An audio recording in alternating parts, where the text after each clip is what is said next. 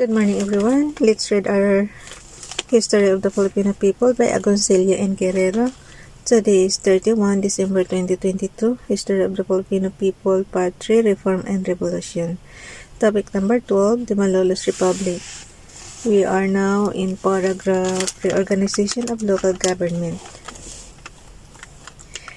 Because Mabini believed reorganization of local government. Because Mabini believed in order, he prepared a decree for Aguinaldo's signature. Believing in the democratic principles, Mabini inserted in the decree a statement to the effect that it was the first duty of the government to interpret faithfully the popular will. Mabini wanted Aguinaldo to be surrounded by representatives close to the people and who knew their needs so that the head of the state could take measures to meet those needs. Consequently, the decree of June 18, 1898 provided for the reorganization of local government in those provinces already freed from Spanish control. Made electors were those inhabitants who were prominent for their high character and social position. These electors were to elect the township, the headman for its barrio, and 3 delegates, namely the delegate for police and internal order, the delegate for justice and civil registry, and the delegate for taxes and property. The township, the headman for the barrios, and the 3 delegates constituted the popular assembly. The township was to act as president of the assembly, with the headman of the poblacion or town proper as vice president, and the delegate for justice and civil registry as secretary. The chief of the towns is in consultation with their respective popular assemblies elected the provincial chief and 3 councillors. The provincial chief to the chief of the capital of the province, and the 3 councillors constituted the provincial council, whose chief duty was to propose measures for the general welfare of the inhabitants of the province. The decree also provided for the election of delegates from each province who would constitute the Reorganization Congress. These delegates were to be elected by the chiefs of the towns. The proportion of delegates to the Congress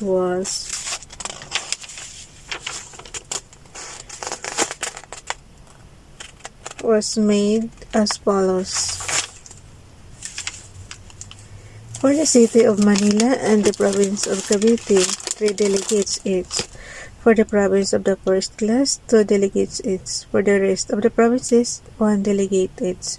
The main function of the Revolutionary Congress was, according to the decree, to propose measures concerning the preservation of internal order and external security of these islands. In order to secure maximum efficiency in the implementation of the rules regarding the holding of elections, the decree provided for the appointment of a commissioner of the central government for its province. The military commanders who liberated any town from the Spaniards became automatically commissioners by virtue of their office. Administration of Justice. The administration of justice was outlined in a supplementary decree of June 20, 1898 because of the complex problems connected with the establishments of courts. The decree provided that the Spanish Penal Code, when not contrary to the decree of the government, was to remain in force for the time being. The town chief was automatically the judge of the town. In criminal cases, the judge was enjoined, after the conclusion of his investigation of a certain case, to send the accused and the pertinent papers to the provincial council, which in turn appointed a judge to examine the proceedings. Then the provincial council was to order the accused to appear in public for his trial. The decision of the provincial council may be appealed to the Commission of Justice of the Revolutionary Congress. In civil cases, the decisions were made by the Popular Assembly.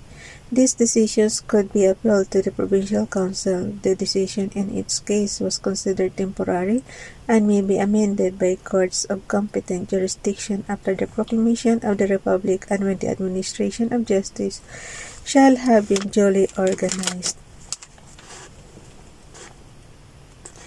The revolutionary government, the dictatorial government lasted for any the revolutionary government, the dictatorial government lasted for only a month from May 24 to June 23, 1898. At the instance of Mabini, Aguinaldo delivered on June 23 a message penned by Mabini giving his reasons for changing the form of government to a revolutionary one. On the same day, Aguinaldo issued a decree setting up the revolutionary government. It changed the title of the chief of state from dictator to president and defined the object of the government as the struggle for the independence of the Philippines until all nations, including the Spanish, shall expressly recognize it, and to prepare the country so that the true republic may be established. To help the president in his duties, 4 departments were created, namely the Department of Foreign Affairs, Navy and Commerce, the Department of War and Public Works, the Department of Police and Internal Order, Justice, Education and Hygiene, and Department of Finance.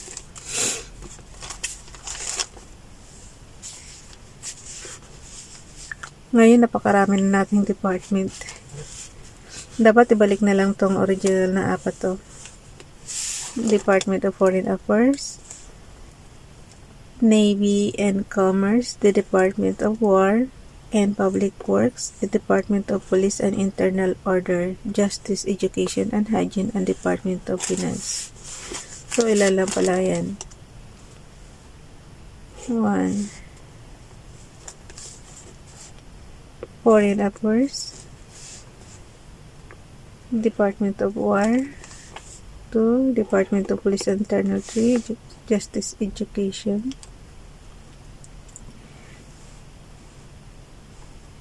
so 1, 2, 3, 4, 4 lang guys, oh.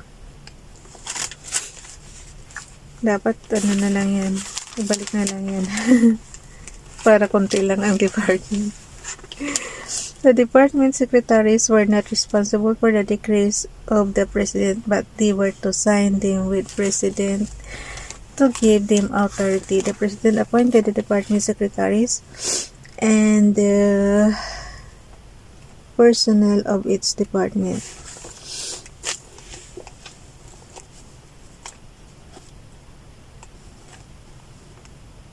Nakalagay sa ano ng mga secretaries ng department secretaries guys, ulitin ko.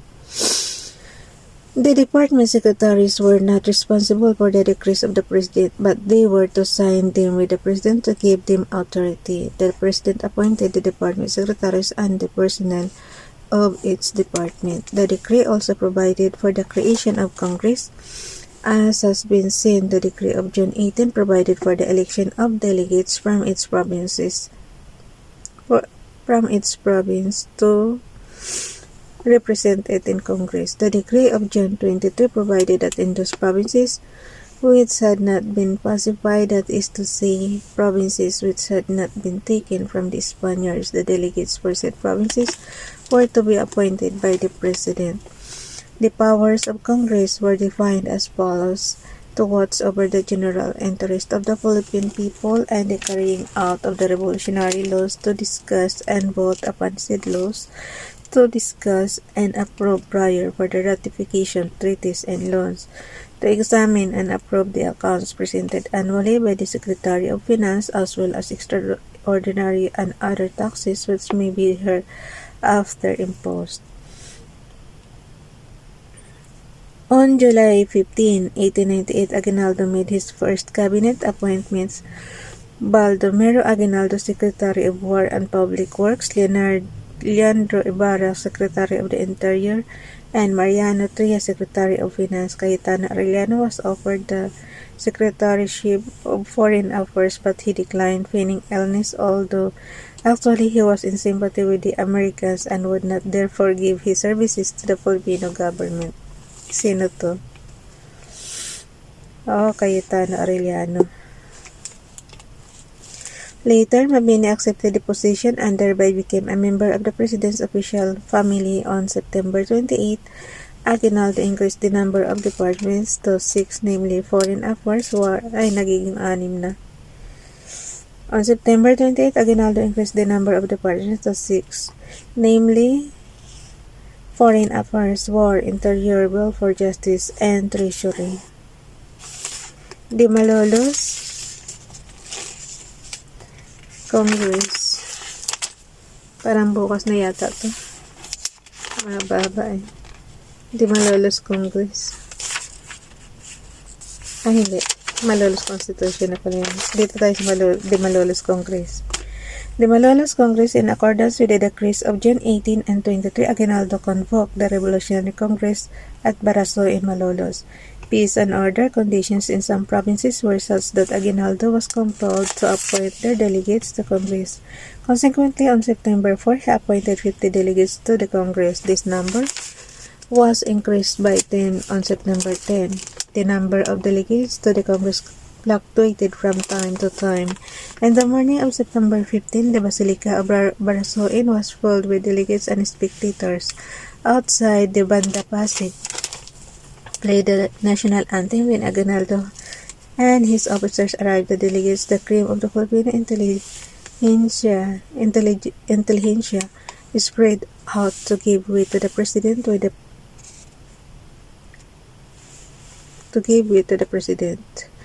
With the president seated, the secretary read the names of the delegates, after which Aguinaldo was introduced. Cries of "Viva" reverberated, and Aguinaldo acknowledged the applause of the throng.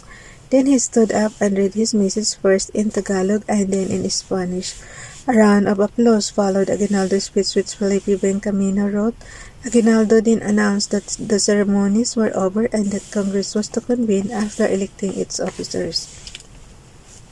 In the afternoon, the Congress proceeded to elect its officers, namely Pedro A. Paterno, President; Benito Ligarda, Vice President; Gregorio Araneta, First Secretary; and Pablo Ocampo, Second Secretary. In the Congress meeting of September 17, the delegates created the Permanent Commission of Justice as provided for in the decree of June 23.